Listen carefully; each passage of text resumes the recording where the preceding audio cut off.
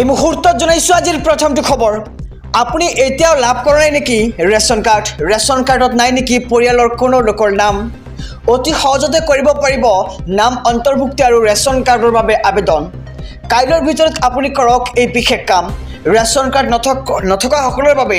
বিশেষ সুবিধা প্ৰদান কৰিছে এতিয়া চৰকাৰে নতুনকৈ অন্তৰ্ভুক্ত কৰিব পাৰিব পৰিয়ালৰ নতুন সদস্যৰ নাম আৰু নতুন ৰেচন কাৰ্ড বা নাম অন্তৰ্ভুক্তিৰ বাবে ৩ আগষ্টৰ ভিতৰত আপুনি কৰক আবেদন অৰ্থাৎ কাইলৈ দিনটো আপোনাৰ হাতত শেষ সময়সীমা ই শ্ৰম পৰ্টেলত পঞ্জীয়নভুক্ত প্ৰব্ৰজিত শ্ৰমিকলৈ বিশেষ সুবিধা প্ৰদান কৰিছে চৰকাৰে আৰু আবেদনকাৰীৰ বাৰ্ষিক আয় ৪ লাখৰ কম হোৱাটো বাধ্যতামূলক আৰু শ্ৰমিকসকল isram.gov.in পৰ্টেলত পঞ্জীয়নভুক্ত হোৱাটো বাধ্যতামূলক নতুন কাৰ্ড বা নাম অন্তৰ্ভুক্তিৰ বাবে প্ৰপত্ৰ চি পূৰণ কৰি জমা দিব লাগিব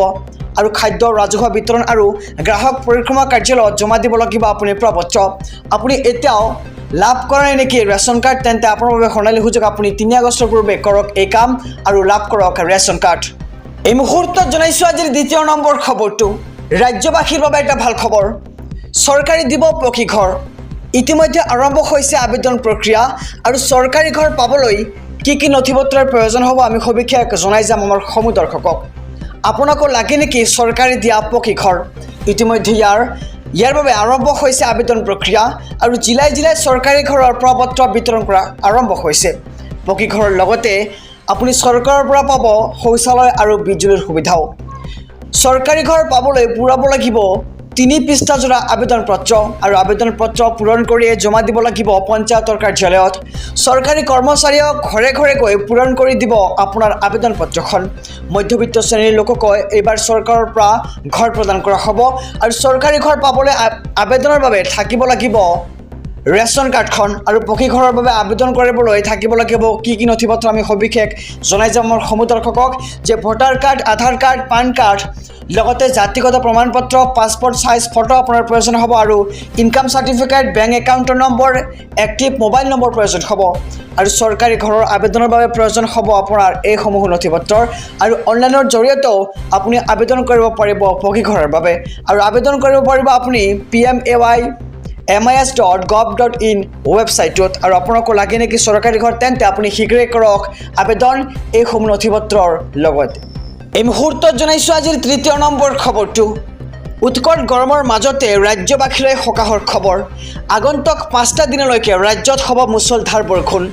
আজিৰে পৰা 4 আগষ্টলৈকে নেৰানেপেৰা পৰা বৰষুণৰ সম্ভাৱনা অহা 24 ঘণ্টাত প্ৰচণ্ড বৰষুণৰ লগতে হ'ব বিজুলীৰ ঢেৰেকণিও আৰু বৰঝাৰস্থিত আঞ্চলিক বতৰ বিজ্ঞান কেন্দ্ৰৰ এই আগজাননী সাগৰৰ পৰা 0.9 কিলোমিটাৰ গতিত উৎপত্তি হোৱা ধুমুহাৰ ফলত পৰিব প্ৰভাৱ অসমৰ লগতে উত্তৰ পূবৰ আন ৰাজ্যসমূহতো হ'ব এই বৰষুণ আৰু বিগত কেইবাদিন ধৰি গ্ৰীষ্ম প্ৰৱাহে ধৰিছে সমগ্ৰ ৰাজ্য আৰু উৎকট গৰমত জ্বলা-কলা খাইছে এতিয়া ৰাজ্যবাসীয়ে আৰু উৎকট গৰমৰ মাজতেই ৰাজ্যবাসীলৈ আহিছে সকাহৰ খবৰ কিয়নো আজিৰ পৰা আগন্তুক 5 দিনৰ ৰাজ্যত হ'ব নেৰানেপেৰা বৰষুণ এই মুহূৰ্তত জনাইছো আজিৰ চতুৰ্থ নম্বৰ খবৰটো মুখ্যমন্ত্ৰীৰ আত্মনিৰ্ভৰশীল অসম অভিযানক লৈ ডাঙৰ সিদ্ধান্ত 2 লাখ টকা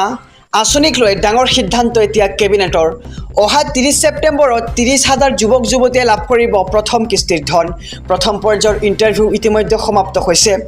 প্ৰথম বছৰত 30,000 যুৱক যুৱতীক দিয়া হ'ব এই ধনৰাশি আৰু তেওঁলোকৰ জিলা পৰ্যায়ৰ ইণ্টাৰভিউ 16 আগষ্টত লোৱা হ'ব আৰু 5 ছেপ্টেম্বৰত সমাপ্ত হ'ব ইণ্টাৰভিউ 30 ছেপ্টেম্বৰত 30,000 যুৱকক 2 লাখ টকাৰ অংশসমূহ দিয়া হ'ব আৰু কেবিনেটৰ সিদ্ধান্তৰ পিছতেই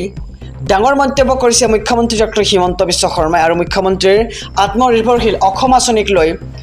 মুখ্যমন্ত্ৰীৰ ডাঙৰ সিদ্ধান্ত 2 লাখ টকা অভিযানক লৈ ডাঙৰ সিদ্ধান্ত কেবিনেটৰ অহা 30 ছেপ্টেম্বৰত 30,000 যুৱক যুৱতীয়ে লাভ কৰিব প্ৰথম কিস্তিৰ ধন ৰাজ্যবাসীক জনাইছো আজিৰ পঞ্চম খবৰটো ৰাজ্যত এতিয়াৰে পৰা নাথাকিব জিলা বুলি কোনো নাম সংবাদ মেলত মুখ্যমন্ত্ৰী ডক্টৰ হিমন্ত বিশ্ব শৰ্মাৰ বৃহৎ ঘোষণা অহা 2 অক্টোবৰৰ পৰা অসমত উপজিলাৰ নামাকৰণ হ'ব সমজিলা হিচাপে সমজিলাসমূহ জিলাৰ সমানে হ'ব বুলি ঘোষণা মুখ্যমন্ত্ৰী ডক্টৰ হিমন্ত বিশ্ব শৰ্মাৰ প্ৰথমে উপজিলা হিচাপে নামাকৰণ কৰিছিল চৰকাৰে আৰু এতিয়াৰে পৰা হ'ব মহকুমা তথা সমজিলা এই নতুন প্ৰশাসনীয় গঠিত 2 অক্টোবৰৰ পৰা আৰম্ভ হ'ব পৰৱৰ্তী সময়ত সমজিলাসমূহৰ বাবে বিষয়াসকলক নিযুক্তি প্ৰদান কৰা হ'ব আৰু ৰাজ্যত এতিয়াৰে পৰা নাথাকিব উপজিলা বুলি কোনো নাম সংবাদমেলত মুখ্যমন্ত্ৰী ডক্টৰ হিমন্ত বিশ্ব শৰ্মাৰ এই সন্দৰ্ভত বৃহৎ ঘোষণা